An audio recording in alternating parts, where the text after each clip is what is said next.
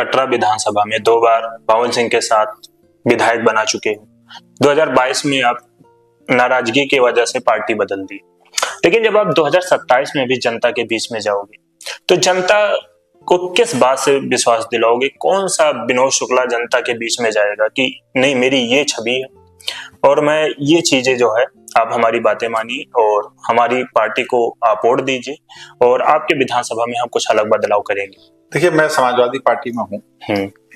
लोगों को समाजवादी पार्टी पे भरोसा है। लोगों को माननीय अखिलेश यादव जी ने जो 2012 से 2017 तक काम किए, जैसे डायल 100 का चलाना, जैसे एम्बुलेंस का चलाना, महिलाओं के लिए 112 का चलाना, ये सारी जो है ना सरकार की बहुत मूलभूत जरूरत थी जनता की, जो अखिलेश जी ने एकदम समय से जनता के बीच में ला कर दिया। लोहिया पेंशन देना, बच्चियों को लैपटॉप बंटवाना, महिलाओं को साइकिल वितरण करना, आप सारे जिला मुख्यालय को लखनऊ से 4 लेन से जोड़ना, आगरा एक्सप्रेसवे बनाना, मेट्रो रेल का शुरुआत करना उत्तर प्रदेश में।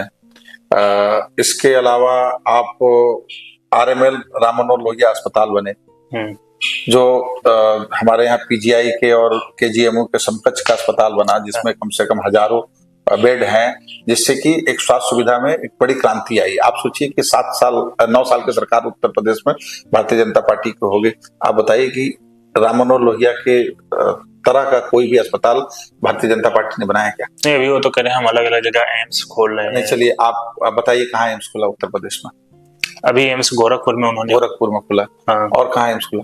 और कई जगह। गोरखपुर के एम्स की व्यवस्थाएं आप जाकर के देखें क्या? गोरखपुर में अगर एम्स की व्यवस्था सुचारू होती तो लोग दिल्ली एम्स क्यों जाते? लोग दिल्ली एम्स क्यों जाते? अखिलेश यादव जी ने जो नहीं भी कहा वो भी करके दिखाया। अखिलेश यादव जी के किए हुए कार्यों से आगे आकर के एक भी कार्य भारतीय जनता पार्टी बताए जो 9 साल में किए। अखिलेश यादव जी ने किसानों के लिए, युवाओं के लिए, किसानों के लिए, गरीबों के लिए, शोषितों के लिए, वंचितों के लिए इतनी योजनाएं चलाई हैं कि जिसको अगर आप गिनने और गिनाने बैठिएगा तो सुबह से शाम हो जाएगा। हम कहते हैं योगी जी अपनी योजनाएं गिना दे, नई योजनाएं कौन सी लाए? अभी योगी जी कह रहे हैं कि हम जो युवा हैं उन्हें खुद का अपना बिजनेस चलाने के लिए 5 लाख फ्री हम ब्याज मुक्त जो है उन्हें लोन दे रहे हैं। आप गांव-गांव चले जाइए, आप युवाओं से पूछिए, आप खुद पूछिए, क्या आपको योगी जी का 5 लाख रुपए मिला क्या? आप पूछ लीजिए। मैं कहूंगा मैं तो विपक्ष का नेता हूं, मैं तो विपक्षी हूं, तो मेरी बातें झूठ लग सकती है। आप जाइए पूछिए। बैंकों में भ्रष्टाचार इतना है कि युवाओं से घूस मांगे जा रहे हैं। युवा के जेब में पैसा नहीं, व्यापार करने के लिए उससे 50,000 पहले मांगा जा रहा है कि आप ला के दो।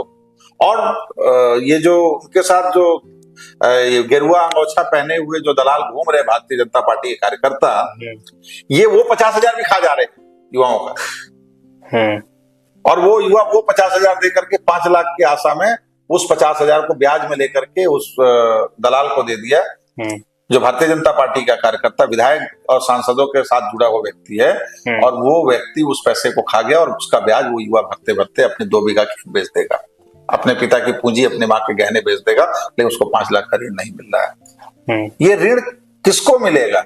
उन्हीं नेताओं, विधायकों के बेटों को, परिवार के लोगों को जो कोई व्यापार नहीं करेंगे, वो 5 लाख लेकर के खा जाएंगे। लेकिन जो जरूरतमंद लड़के हैं, जिन्होंने सिलाई का काम सीखा है, जो कोई दूसरे तरह का हुनर सीखे हुए हैं, उनको ये ऋण अगर दे दे सरकार, तो हमारे इस क्षेत्र का भला हो, हमारे इस प्रदेश का भला हो। लेकिन आप जाइए गांव-गांव जाके खुद पता कीजिए, मेरे कहने पे मत आइए। मैं भारतीय जनता पार्टी नहीं हूं कि आपको पिक्चर दिखाऊंगा, आर्ध शब्द बताऊंगा। आप जनता के बीच जाइए, आप खुद जानकारी लीजिए। आप 100 लोगों का इंटरव्यू लीजिए, आपको परसेंटेज पता चल जाएगी कितने लोगों को मिला है वो लाभ, कितने लोगों को ये लाभ मिला है।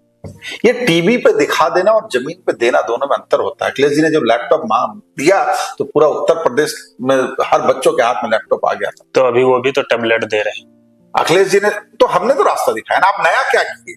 तो टैबलेट लेकर आए, आप लैपटॉप लाए थे। लैपटॉप तो उससे ज्यादा कॉस्टली, लैपटॉप उससे ज्यादा कॉस्टली, उससे ज्यादा घंटे चलते हैं। टैबलेट तो बहुत कम दाम की। नहीं, चार्जिंग उसकी ज्यादा चलती है टैबलेट की।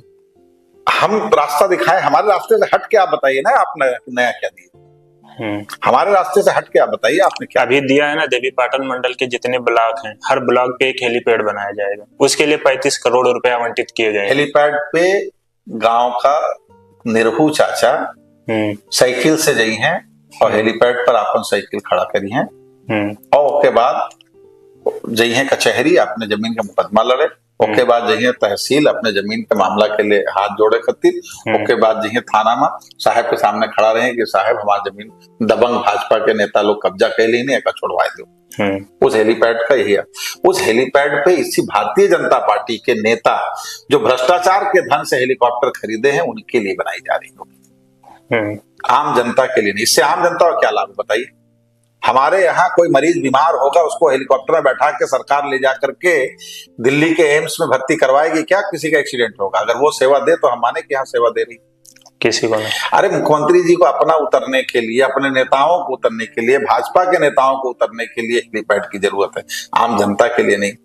आम जनता की सड़क ठीक से बना दीजिए, पैदल चलने वालों के लिए फुटपाथ नहीं है, पीडब्ल्यूडी सड़कों की झाड़ियां नहीं सफा करा रही। पिछले 6 महीने से चिल्ला रहा हूं, डीएम महोदया के कान में कुछ सुनाई नहीं पड़ता है, कमिश्नर साहब के कान में सुनाई नहीं पड़ता, पीडब्ल्यूडी के आला अधिकारियों के कान में सुनाई नहीं पड़ता है कि सड़कों के किनारे जो झाड़ियां उसको साफ करें तो कम से कम लोग पैदल चल पाए। मैं देखता हूं, रोज चलता हूं, सड़क पे दुर्घटनाएं क्यों ना हो, पैदल चलने का रास्ता ही नहीं, झाड़ियां आ गई है। आप लाइनिंग कीजिए, व्हाइट लाइन लगाइए। आप देखिए अभी गोंडा लखनऊ बात पे वो व्हाइट लाइन खत्म हो गई, लाइनिंग कराने की जिम्मेदारी किसकी है? पीडब्ल्यूडी की है। डीएम महोदय उस सड़क से रोज गुजरती है कि इसके बाद इस व्हाइट लाइन के बाद में लोग पैदल चल सके, साइकिल वाले चल सके, लेकिन वो व्हाइट लाइनिंग नहीं कराई जा रही। जो झाड़ियां है उसको नहीं साफ किया जा रहा जिससे विजिबिलिटी क्लियर हो। तो हमारे लिए गरीब जनता के लिए जो जरूरत है उस पर काम नहीं कर रहे मुख्यमंत्री जी। अरे मुख्यमंत्री जी हवाई जहाज से आते हैं, बड़े नेता हवाई जहाज हेलीकॉप्टर से चलते हैं, तो इनको सड़क पे और जमीन पे क्या दिखाई पड़ेगा कि जनता की क्या समस्याएं हैं? जनता की समस्या जब ये जमीन से चले, इनके पैर में ठोकर लगे तब पता चले। हवाई जहाज से उड़ने वालों को क्या जनता के बारे में पता होगा?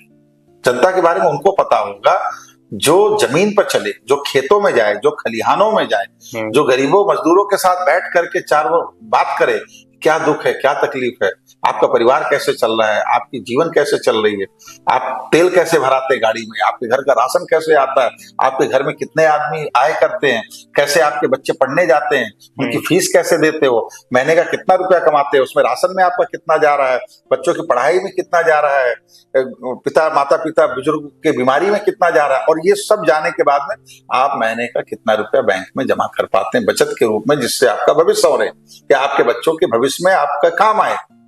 देखिएगा वो जीरो है। बिना कर्ज लिए बिटिया का विवाह नहीं कर पा रहे लोग, ब्याज में पैसे लेकर बिटिया की विवाह कर रहे हैं। घर में किसी को कोई बीमार हो गया तो खेत बिक जा रहे हैं, बिटिया का विवाह करने के लिए खेत बेचना पड़ रहा है।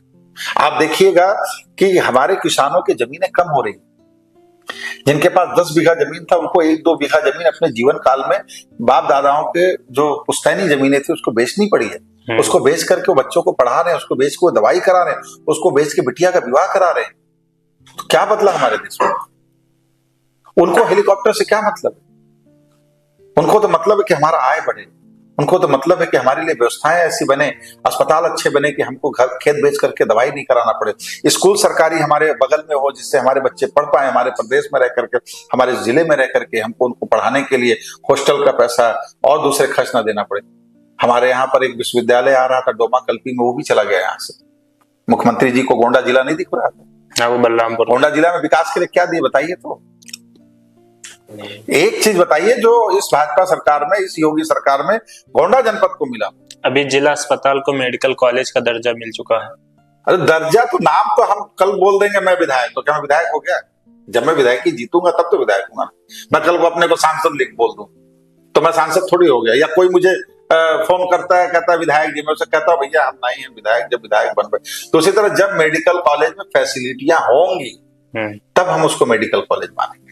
अगर मेडिकल कॉलेज है तो लोगों को लखनऊ क्यों रेफर किया जाता है? भाई लखनऊ में भी तो मेडिकल कॉलेज में ही रेफर किया जाता है ना, किंग्स जॉर्ज मेडिकल कॉलेज ही तो जाते हैं ना। जब केजीएम में जाते हैं तो फिर हमारे यहाँ से क्यों वहां भेजा जाएगा? हमारे यहाँ व्यवस्थाएं होंगी। बिल्कुल, एक्सीडेंट के मरीज तक तो यहाँ देखे नहीं जाते हैं।